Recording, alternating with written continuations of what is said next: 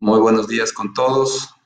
Esta mañana quiero hablar sobre los escenarios económicos dentro del entorno del coronavirus. Eh, Espero que se vayan sumando para poder empezar con la presentación y además que participen activamente con sus preguntas para poder profundizar en los temas que les interesen más a ustedes. El objetivo de esta charla es encontrar soluciones alternativas de qué es lo que tenemos que hacer para enfrentar esta situación complicada que estamos viviendo y que necesitamos enfrentarla todos de manera conjunta y sobre todo con mucha valentía. Es una situación compleja que requiere también de medidas extraordinarias para poder enfrentar el desafío que estamos teniendo en este momento. Eh, yo creo que con esto podemos ya empezar. Eh, eh, Veamos que se sigan sumando más gente al video, pero en todo caso voy a empezar con la presentación. Quiero primero hacer un antecedente. Tenemos que recordar que el Ecuador venía atravesando ya por fuertes desafíos, no solamente ahora por el tema del coronavirus, sino mucho antes. El país todavía no lograba solucionar los desequilibrios que se generaron durante la bonanza. Teníamos dos graves problemas. Por un lado, un problema fiscal, un exceso de gasto en relación a los ingresos.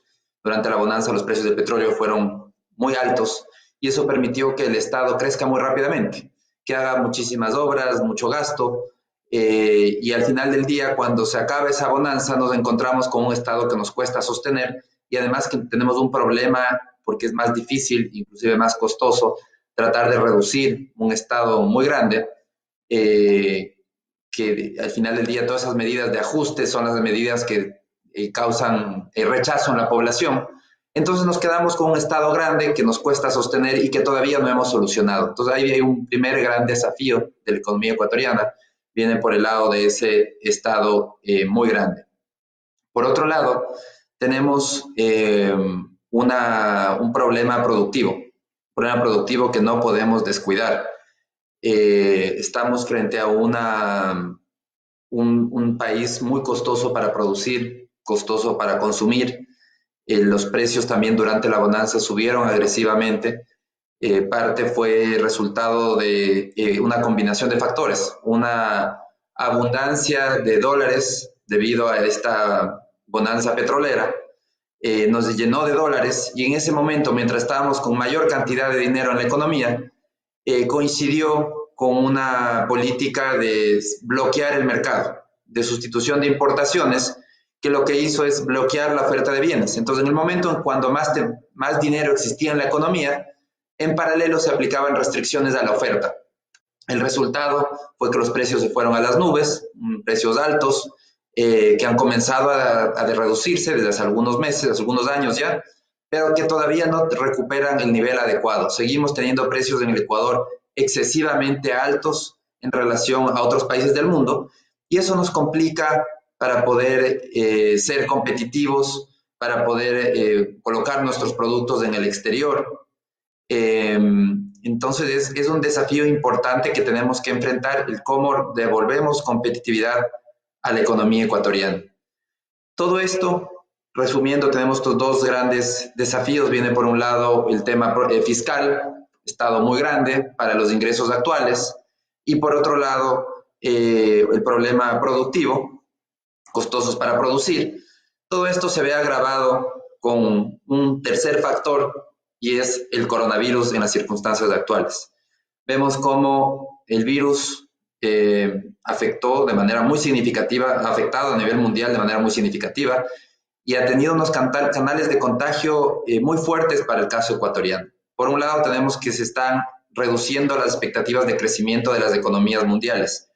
Inicialmente se hablaba que los países más desarrollados crecerían a niveles cercanos al 3%. Ahora se espera que se contraigan 0,5%. Entonces hay un cambio importante, un frenazo a raya en las economías mundiales, sumado a problemas en las cadenas logísticas. El envío de productos es más complejo, ha habido puertos que han quedado sin utilizarse, detenidos, sobre todo en China, o que han trabajado a una parte de su capacidad y que al final del día han provocado disrupciones en la cadena logística. Los contenedores refrigerados han subido su precio porque hay una existencia menor y el Ecuador precisamente utiliza contenedores refrigerados para enviar sus productos al mundo.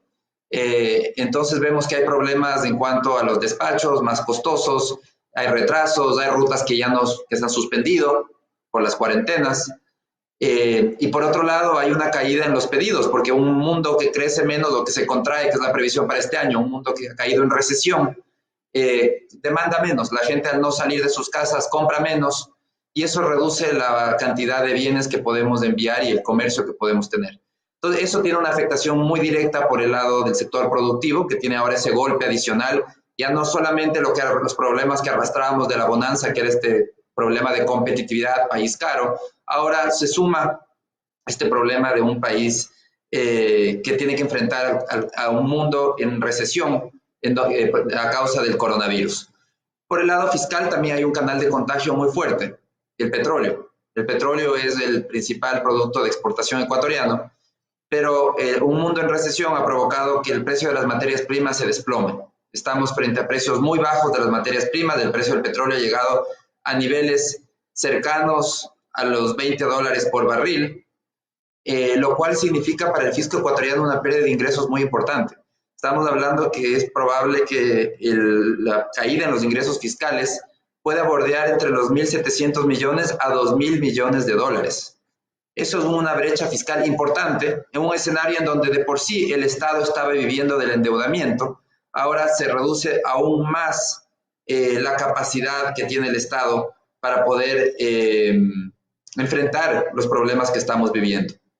Entonces, con este antecedente, con este entorno, lo importante es pensar en qué estrategias adoptar para poder prepararnos, para poder reaccionar de mejor manera, porque preparados no estamos, no estuvimos preparados lamentablemente, no hicimos lo que incluso en la Biblia se enseña, cuando se hablaba de las 7 vacas flacas, y que la enseñanza lo que decía era, hay que prepararse para las épocas de escasez. Esa enseñanza que aplica para las personas, que aplicó hace 2000 años, sigue aplicando al día de hoy para los estados y para las personas. El Ecuador lamentablemente no fue manejado prudentemente y eso hace que no tengamos fondos de contingencia, como sí los tuvimos hasta 2009, nos los gastamos todos en 2009, entonces ya no tenemos fondos de contingencia para enfrentar este momento, porque este es el momento en el que el gasto público debería tratar de sostenerse, pero no es posible porque no fuimos prudentes en el manejo de las finanzas públicas y estamos con unas finanzas públicas insostenibles. Entonces, ¿qué hacer en este momento? Yo creo que en este momento tenemos que primero prepararnos para una batalla contra el virus que va a ser larga. No lo digo yo no soy experto en epidemiología, esto lo dicen expertos en países que están enfrentando esta epidemia también y que se están preparando para una batalla de al menos 18 meses. Se habla que el escenario puede ser de que el virus se mantenga entre nosotros, en las sociedades, en el mundo, por al menos 18 meses hasta que se haya encontrado una vacuna, hasta que esa vacuna se haya producido de manera comercial en cantidades suficientes y hasta que se haya vacunado a un porcentaje elevado de la población. Eso va a tomar tiempo. Entonces es real y es muy probable este escenario de los 18 meses que tenemos que aprender a convivir con el coronavirus. Y eso implica que tenemos que cambiar la manera de actuar. No podemos seguir actuando como lo hacíamos antes.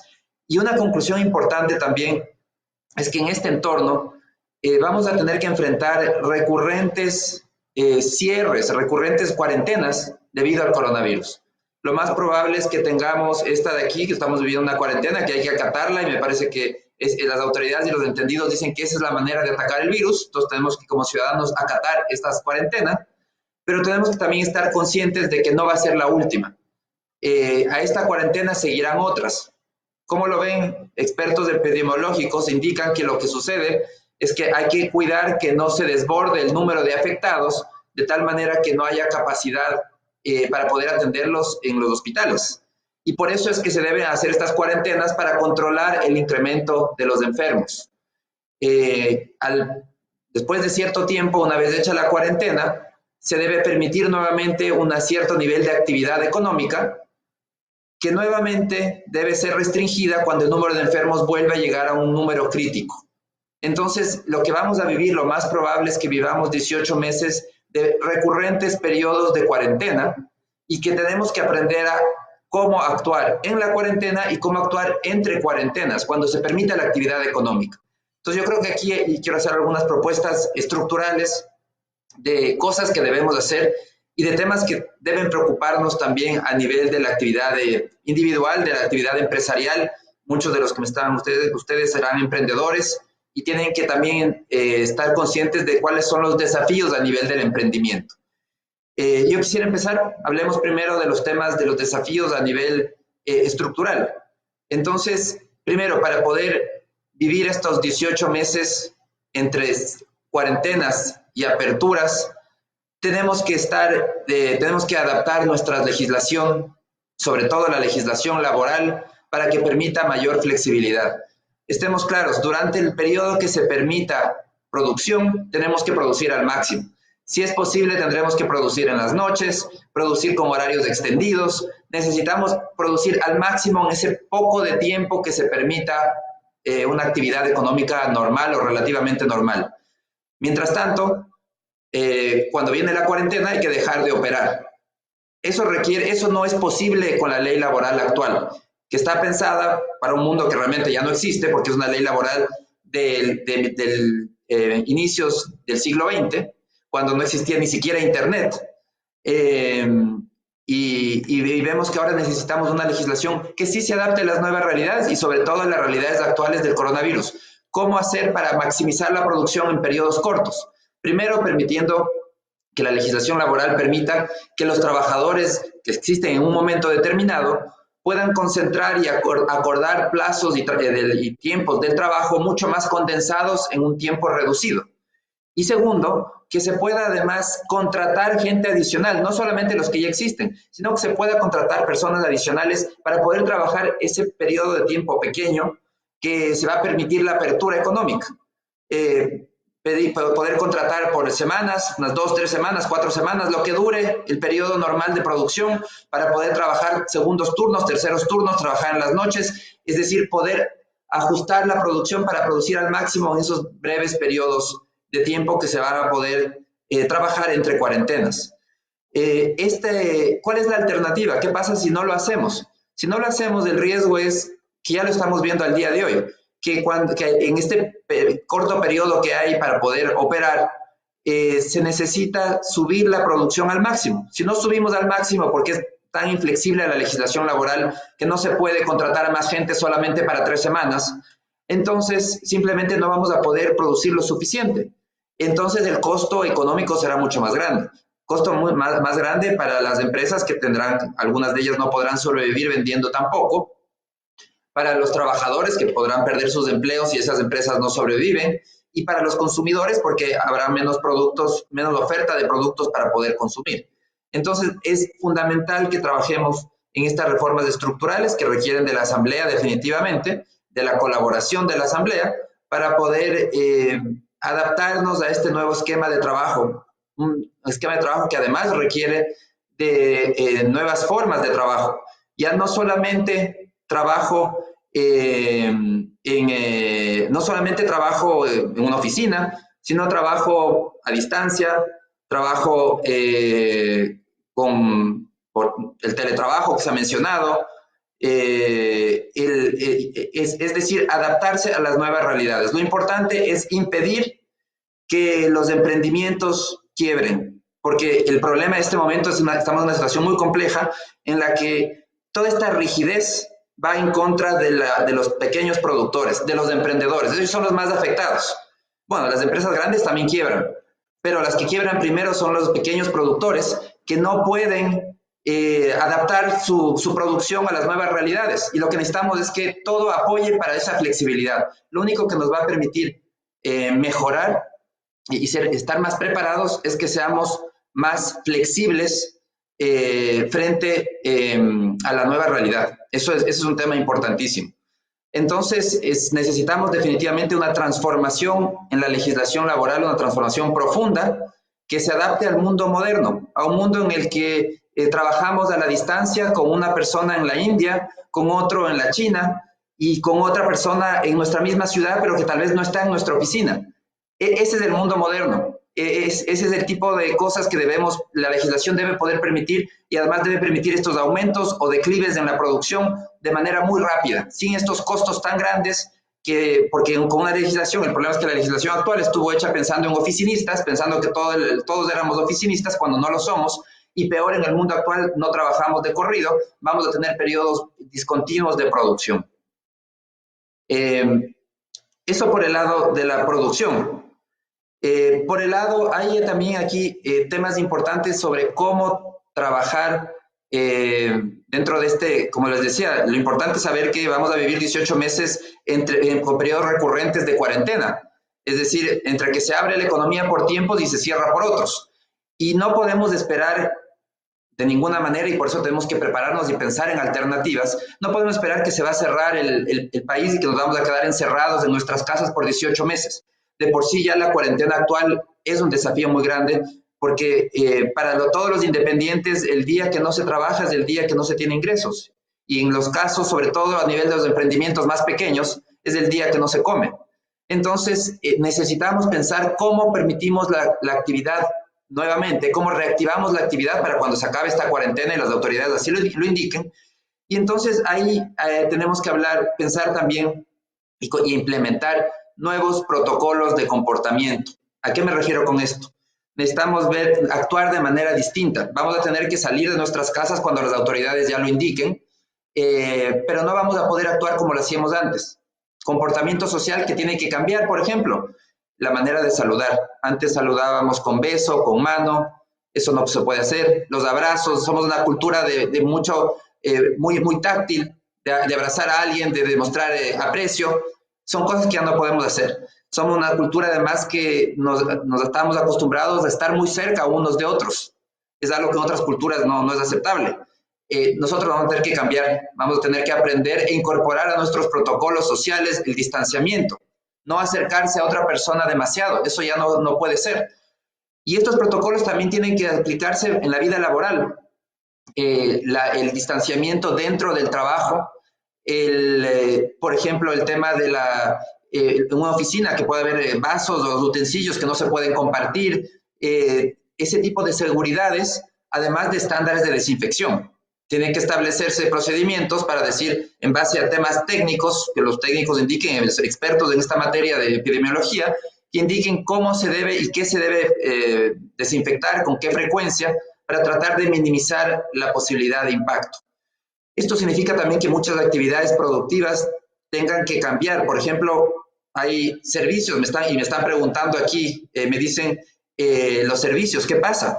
Pensemos, por ejemplo, los hoteles, los restaurantes. Definitivamente hay muchísimas actividades en donde no aplica teletrabajo, ni mucho menos. Y un día cerrado en un restaurante no es un día que se recupera, igual que en un hotel. Eso simplemente es dinero perdido, no hay cómo recuperar. Entonces, necesitamos pensar en nuevos estándares también sanitarios para poder que sean acordes a la realidad actual del coronavirus. ¿A qué me refiero? Por ejemplo, en restaurantes, pensar que los técnicos indiquen de qué manera, pero reducir el aforo. Si antes en un restaurante podían entrar 100 personas, pensar que ahora tal vez pueden entrar 50 a la vez, o pueden entrar 75, eso ya lo dirán los técnicos, pero poder reducir el aforo de los lugares para que no haya esas concentraciones de gente tan agresiva. Esto de aquí también tiene que ver con las desinfecciones, como importantes, procedimientos de desinfección en las cocinas, en un restaurante.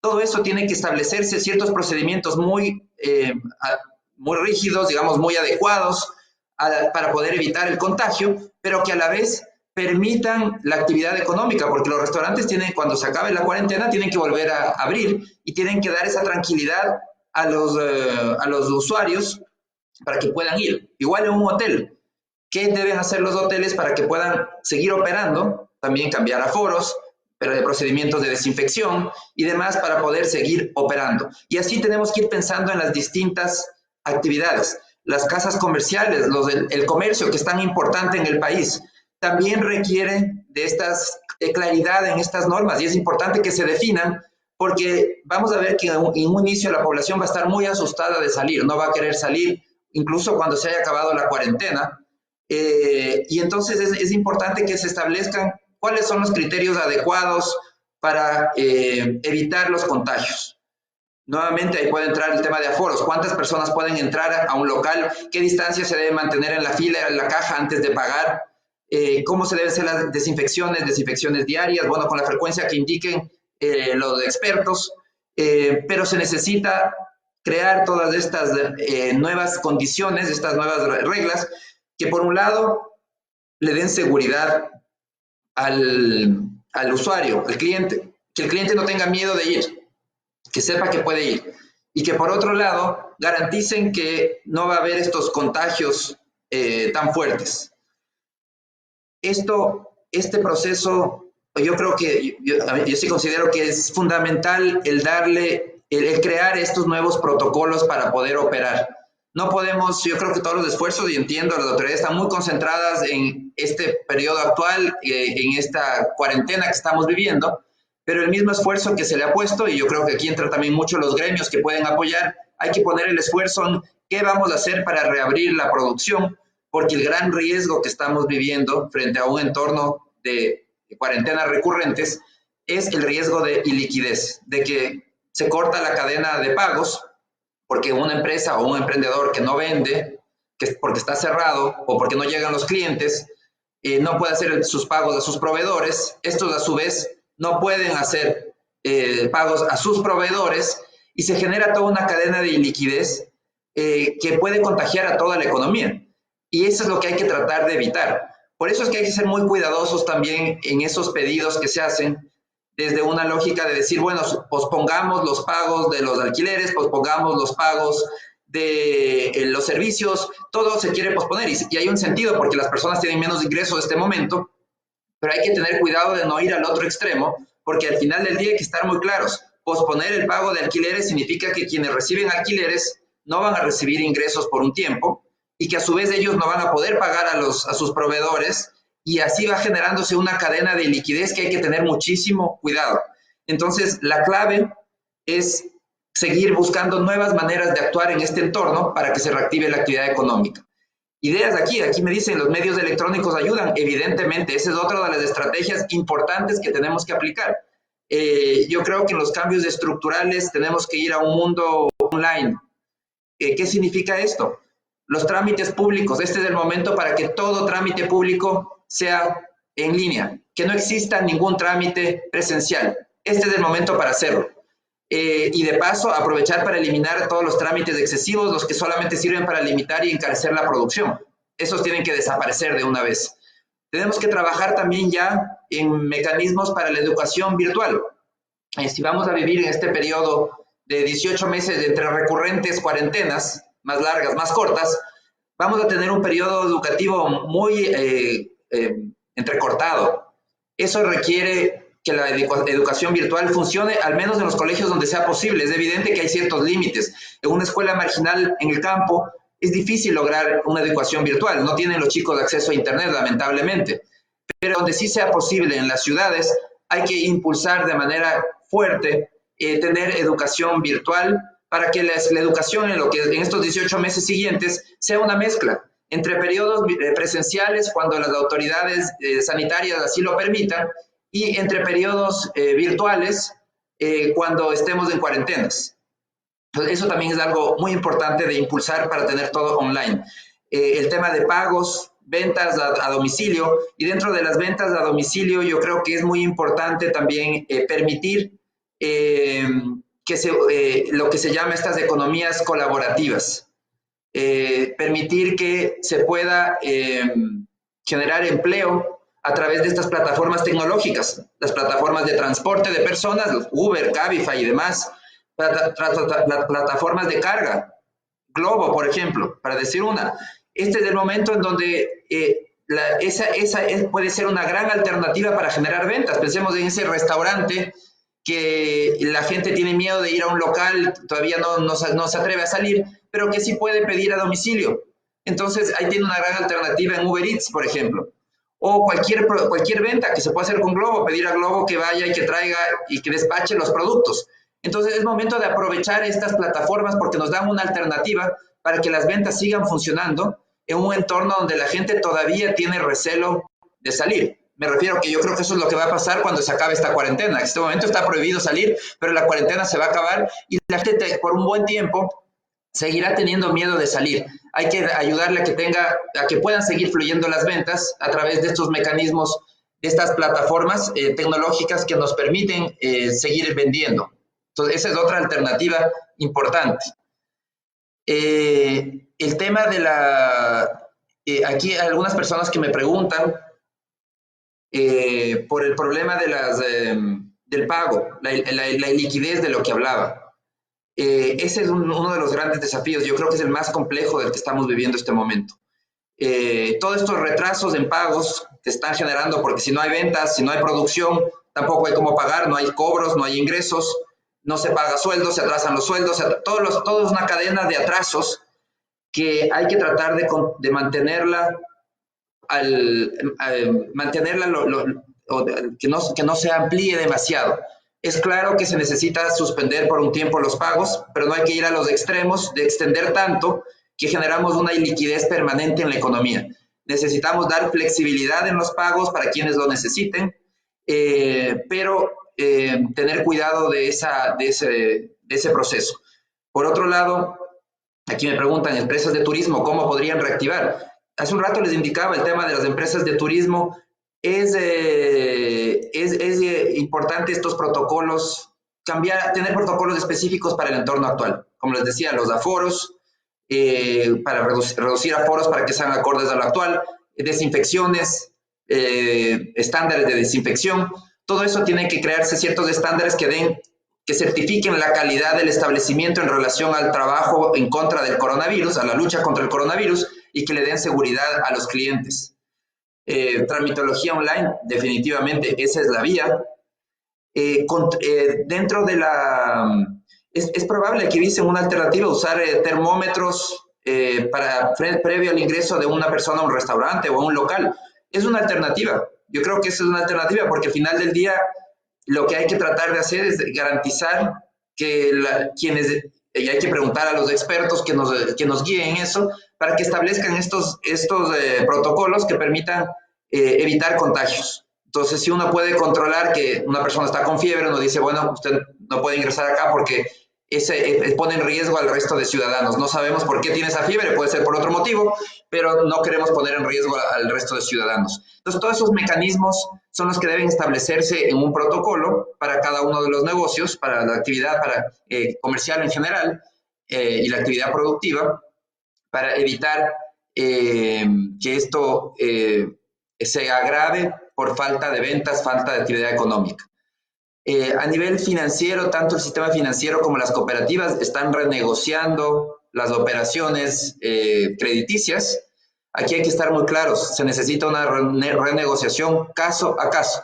No hay traje único. Si uno quiere un traje único inventado por la asamblea o por el gobierno, uno termina siendo un traje que a ciertas personas les queda muy apretado, a otros les queda muy flojo, o que a ciertas instituciones financieras les queda muy apretado, y eso no es lo adecuado. Lo adecuado es que cada uno tenga una respuesta en base a sus necesidades, y cada caso es distinto. Cada caso del acreedor es distinto, no todos tienen la misma fortaleza ni el mismo músculo financiero, y cada caso del deudor también es distinto porque no todos tienen el mismo problema. Algunos pueden necesitar más plazo, otros simplemente necesitan que se reduzca la cuota. Cada solución es distinta. Lo importante es tener que haya la apertura, y el sistema financiero y las cooperativas así lo han indicado, que haya la apertura para renegociar, porque realmente no está en el interés del sistema financiero a llenarse de activos porque la gente no pudo pagar. Llenarse de departamentos, casas y demás es un deterioro en sus balances que debilita a la institución financiera. Entonces, no está en el interés de ninguna institución financiera hacer tan rígida que nadie le pueda pagar. Lo que va a suceder es algo similar a lo que vivimos en 2016, cuando la economía también se contrajo, y que hubo un proceso inicial de deterioro en la cartera vencida, pero que después se fue renegociando y fueron fueron mejorando la calidad de la cartera. Hay ciertas preguntas de aquí de profesión específica. Alguien me dice, por ejemplo, el trabajo de los odontólogos. Esto de aquí yo sí creo que son temas que el experto tiene que decirnos cómo se puede hacer estos trabajos que requieren de tanto contacto. Tiene que haber seguridades necesarias y vuelvo a la solución general. La solución general y lo que tenemos que pedir, y yo creo que los gremios deben impulsar esta solución, y es esa solución de qué protocolos necesitamos para que las actividades que nosotros hacemos sigan siendo seguras. Y eso implica una manera distinta de hacer las cosas, pero tenemos que pensar que tenemos que seguir trabajando, tenemos que seguir viviendo, y que, como digo, el virus va a seguir entre nosotros 18 meses. Entonces necesitamos que se reactive. Me preocupa, y aquí muy relacionado con lo que me están preguntando también, a mí me preocupa el cierre, por ejemplo, aunque se ha dicho que el tema de la agricultura debe continuar, pero la realidad es que las empresas de logística hay muchas que han cerrado, y eso afecta sobre todo a los pequeños productores que no pueden llevar un camión completo solo con su carga, sino que consolidan carga con una empresa de logística. Actualmente no están operando esas empresas, entonces los más golpeados en este momento son pequeños productores agrícolas que tienen la producción estancada en el campo y que no les pueden sacar a los mercados. Entonces el resultado es que tenemos una causa real de un problema logístico que está reduciendo la oferta de bienes en los mercados, la oferta de productos, y sobre todo la mayor afectación viene por el lado de verduras, de productos frescos, que son cultivados por pequeños productores que no tienen cómo sacar su producción porque no pueden llenar un camión y enviarlo ellos solos, ese camión. Entonces hay que apoyar a la producción agrícola, incluso dentro de los periodos de cuarentena, yo creo que el gobierno tiene que revisar mucho mejor cómo garantizar que la cadena logística esté funcionando, porque actualmente la cadena logística está trabajando a medio gas. Sí hay movimiento, hay un cierto movimiento, pero para muchos trabajadores, muchos productores, agricultores, no pueden enviar su producción este momento, y eso está causando un daño adicional. En el tema de los impuestos, sí es necesario permitir ciertos diferimientos en impuestos, dependiendo de la necesidad, que cada uno de las personas que tienen que pagar impuestos pueda solicitarlo en base a sus necesidades y solicitar un cierto diferimiento. Esto también considerando la realidad del Estado, un Estado que no le falta recursos, mejor dicho, no le sobran los recursos, un Estado que tiene graves problemas fiscales de liquidez, pero dar un cierto también, un análisis de dar cierto tiempo para el pago sería oportuno, un diferimiento del pago.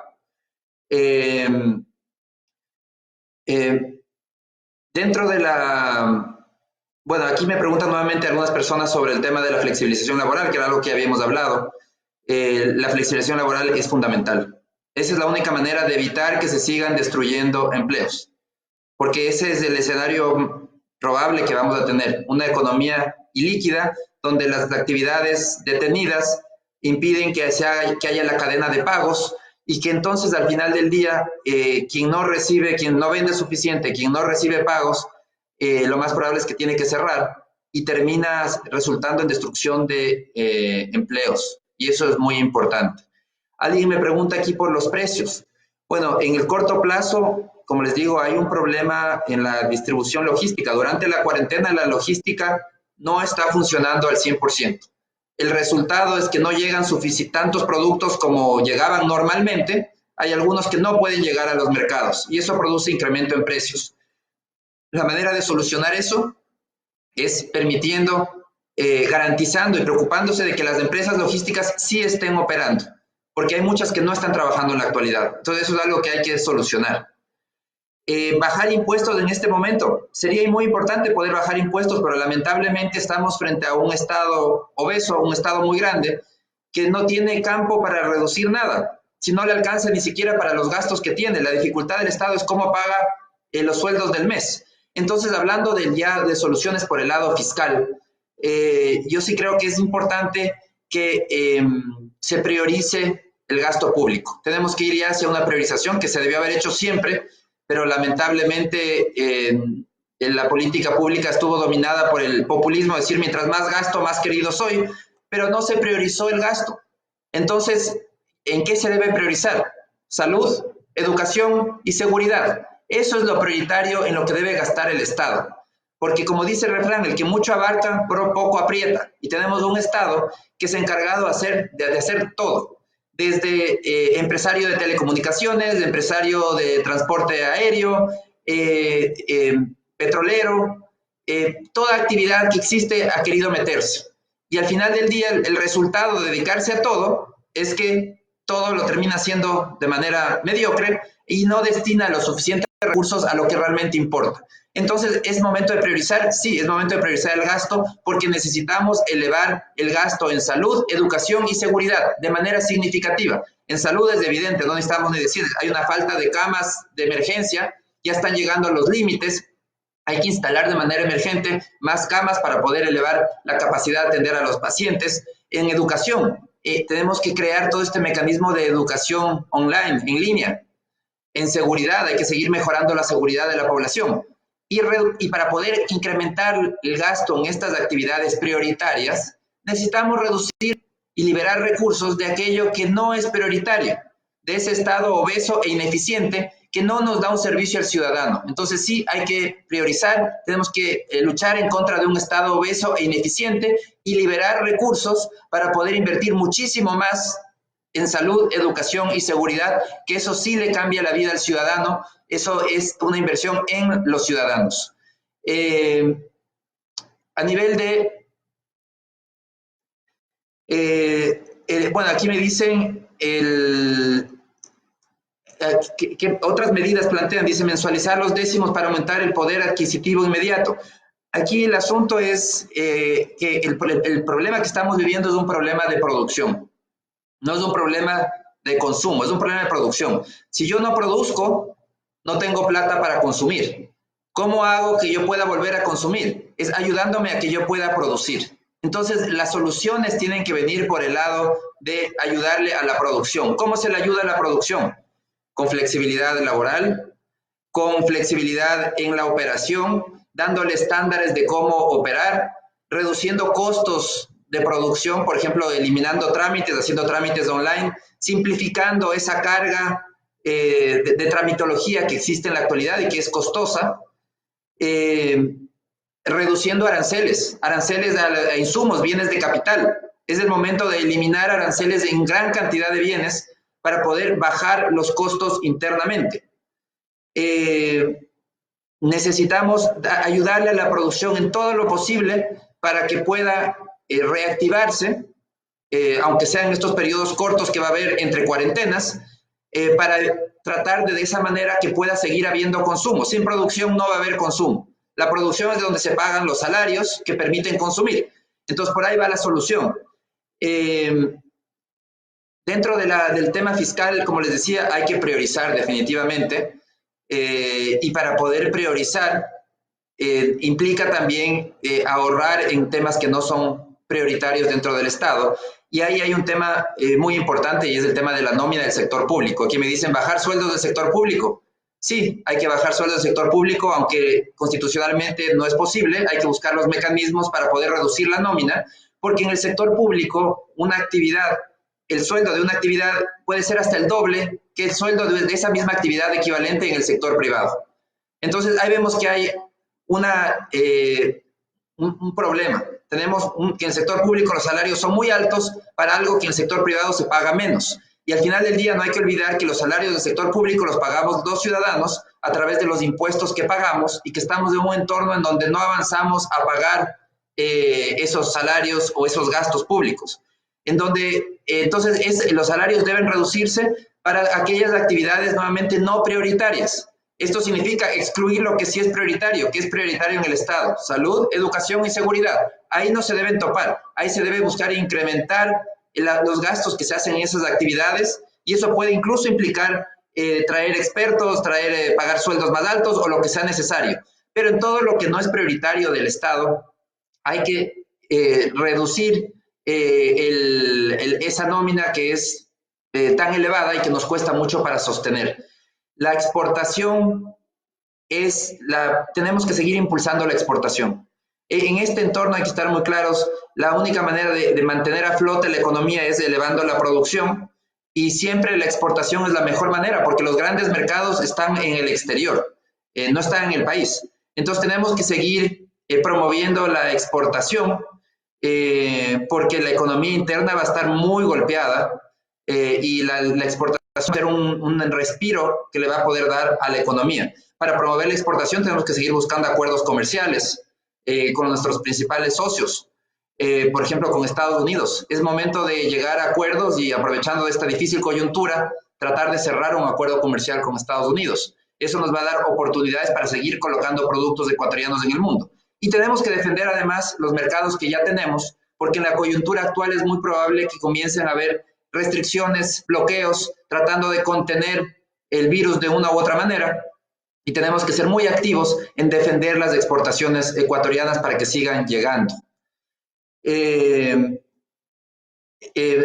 cuanto, no solamente a nivel de exportación, también tenemos que mejorar el entorno para la inversión, que es otro tema muy importante. Tenemos un país en donde que no es atractivo para la inversión. Necesitamos, esa es una visión ya que debemos trabajar, es en hacer que los impuestos sean competitivos.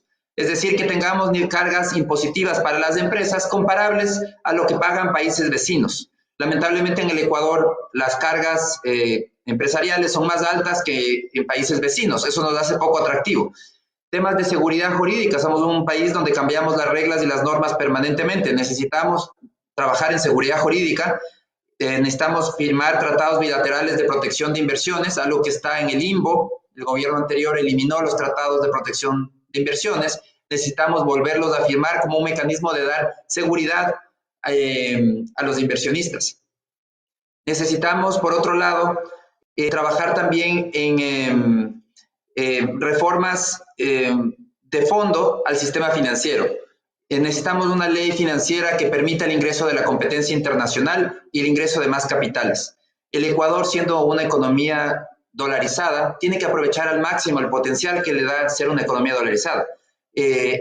Los capitales de la región, los países vecinos deberían estar pensando y decidir ¿en dónde coloco mi dinero? ¿En Panamá o en Ecuador? Esa debería ser la alternativa. Deberíamos estar compitiendo palmo a palmo con Panamá como un centro financiero regional. Ese es el atractivo de ser una economía dolarizada. Lamentablemente tenemos una ley monetaria arcaica, digna de la época de las cavernas, en donde el Estado define todas las decisiones bancarias importantes o financieras importantes, las hace el Estado. ¿Qué tasas de interés? ¿Qué garantías? ¿Qué plazos? ¿Qué segmentos? Todo lo define el Estado. Pero si algo sale mal, ahí sí se acuerda el accionista y le dice, no, usted me paga con todo su patrimonio. Esas cosas son las que no atraen a los bancos internacionales, que además por ley no están en igualdad de condiciones con la banca local. La ley lo dice, hay prioridad para la banca local. Entonces, esos son los cambios que se requieren para modernizar el sistema financiero y permitir la competencia internacional. ¿Cuál es la ventaja? Más competencia, más ingreso de capitales nos beneficia a los ciudadanos porque atraen más capital y bajan las tasas de interés. También necesitamos modernizar el mercado de valores. El mercado de valores es en donde la producción obtiene financiamiento de largo plazo. Tenemos que aprovechar también que somos dolarizados con los rendimientos que existen en el mercado de capitales. Pensemos un título en el mercado de capitales en la actualidad que puede pagar un 8%, un 7%. Eso no existe en el exterior. Y no hay riesgo cambiario porque quien trae los capitales acá son dólares y cuando los quiere retirar recibe dólares. Pero para eso tenemos que modernizar la ley de valores para que pueda existir un mercado de capitales activo. Y ahí hay un tema importante, el impuesto de salida de divisas, que es esa gran barrera para el ingreso de capitales. Lamentablemente en el corto plazo es un ingreso que el fisco no puede obviar, pero tenemos que ya trabajar en un plan para poder desmantelar ese impuesto que nos ha hecho tanto daño, porque al bloquear los capitales lo que ha hecho es que los capitales se queden afuera del país. Necesitamos que los capitales entren, no que se queden fuera del Ecuador. Me preguntan sobre el sector inmobiliario. Definitivamente el sector inmobiliario va a estar afectado.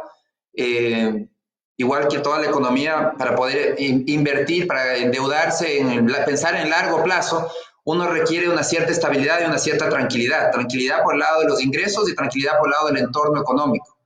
Y justamente lo que tenemos ahora es mucha inestabilidad, mucha incertidumbre, no sabemos qué va a pasar. Entonces, es un entorno muy difícil de meterse a un financiamiento a 20 años o a 30 años por esta dificultad que uno tiene de ver qué va a pasar. Entonces, sí, definitivamente el sector inmobiliario va a tener afectación grave.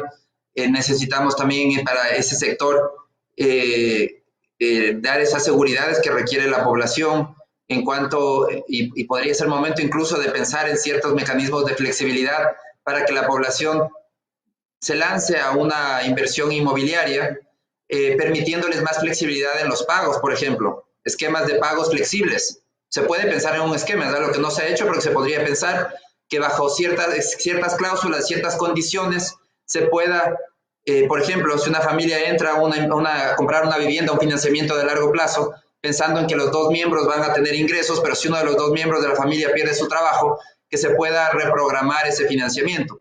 Son ideas de cosas que se tienen que pensar. Me preguntan por aquí qué opinan de un tema macro del pago de bonos 2020. Yo creo que fue una decisión acertada.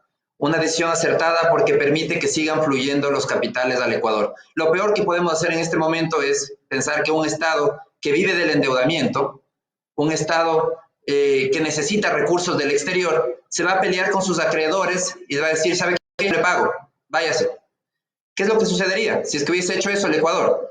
Se hubiese complicado la llegada de nuevo financiamiento. Entonces sí, nos ahorramos 325 millones, pero dejábamos de recibir varios miles de millones en nuevo financiamiento que se espera para este momento. Hay que pensar que el Ecuador es como un ciudadano que vive fiando en la tienda. Así es como vive permanentemente. Si es que se pelea con el tendero, ya no puede fiar y se queda sin obtener cómo sacar recursos. Entonces, ese era haber caído en una moratoria hubiese sido el peor escenario en un entorno en donde tenemos que enfrentar una crisis económica y una crisis sanitaria. Aquí preguntan ahorrar o consumir. Yo creo que la pregunta realmente es siempre hay que consumir porque uno tiene que consumir alimentos, siempre tiene necesidades, las necesidades se mantienen. Más bien yo creo que la respuesta viene por el lado de prudencia, siempre prudencia. Y esto aplica para todo momento, para la bonanza y para las épocas de vacas flacas.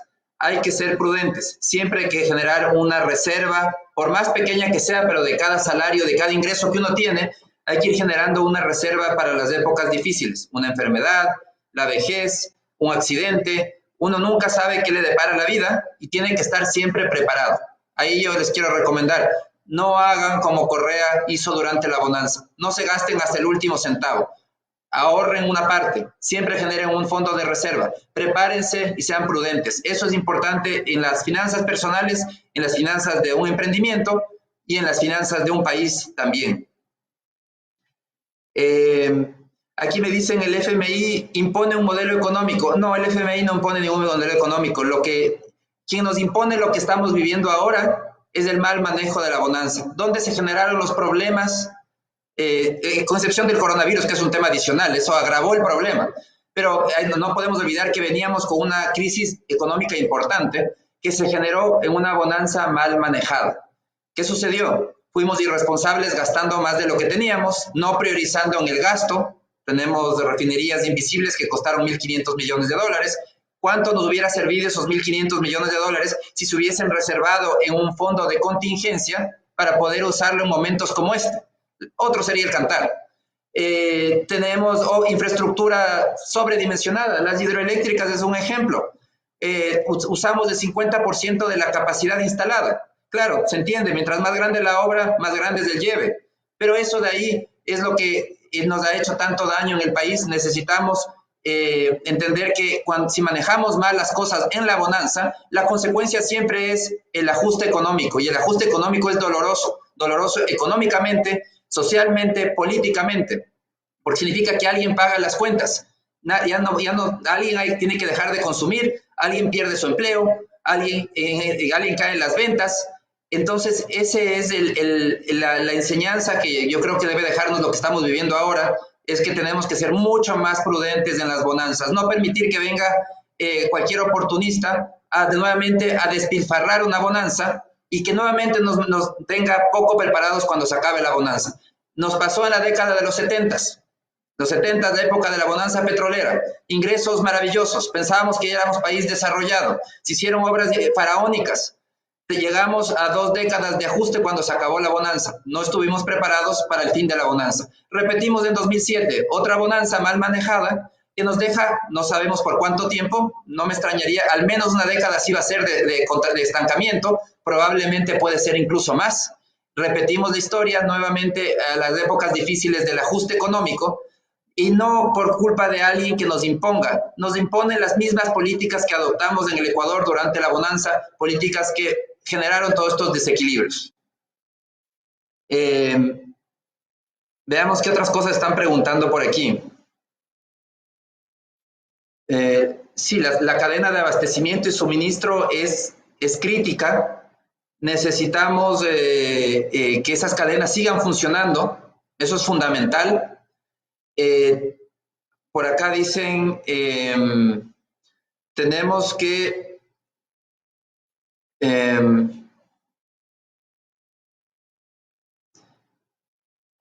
déjenme ver qué otros temas hay.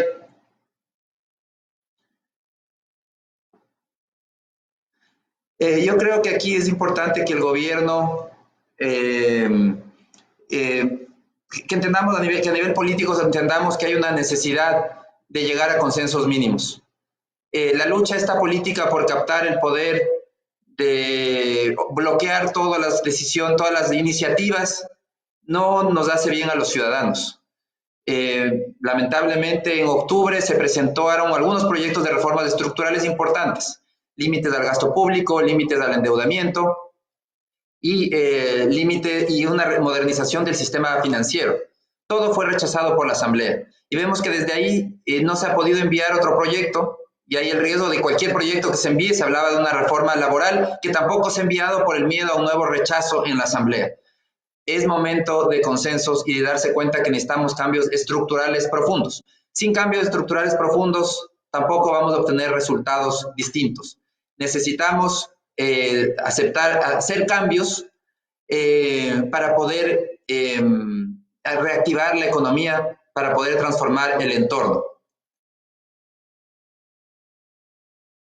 Aquí pregunta cuál sería la mejor manera para el transporte de mercancías siga funcionando.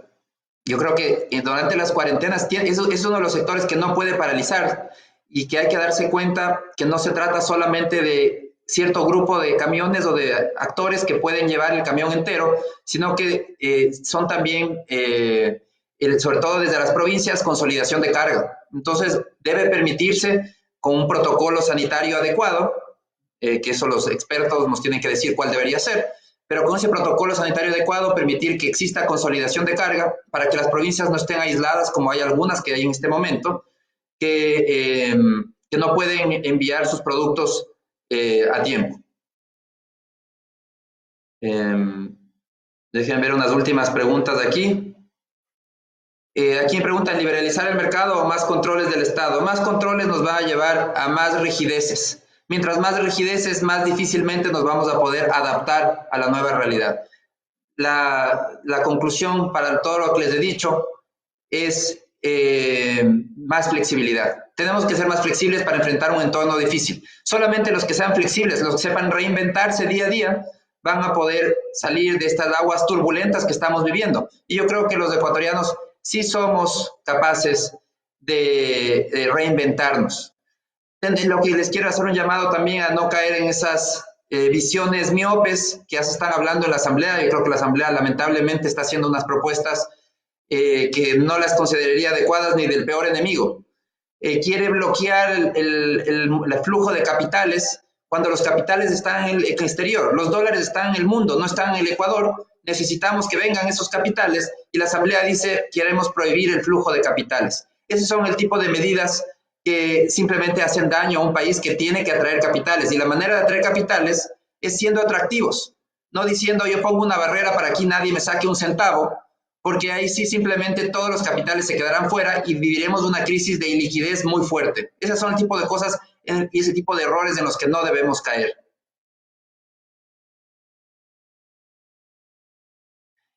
Hablan aquí sobre la dolarización que tiene una rigidez, coincido, hay una rigidez por el lado de los precios no caen tan rápido en una dolarización, y eso es parte de los desafíos. Estamos en un entorno donde los precios tienen que seguir cayendo como un mecanismo para recuperar competitividad. Las empresas que les vaya bien son aquellas que puedan reducir sus costos de producción para seguir siendo competitivos. El desafío es, y esa corrección es más difícil, pero es una corrección que hay que hacerla y que lamentablemente toma más tiempo.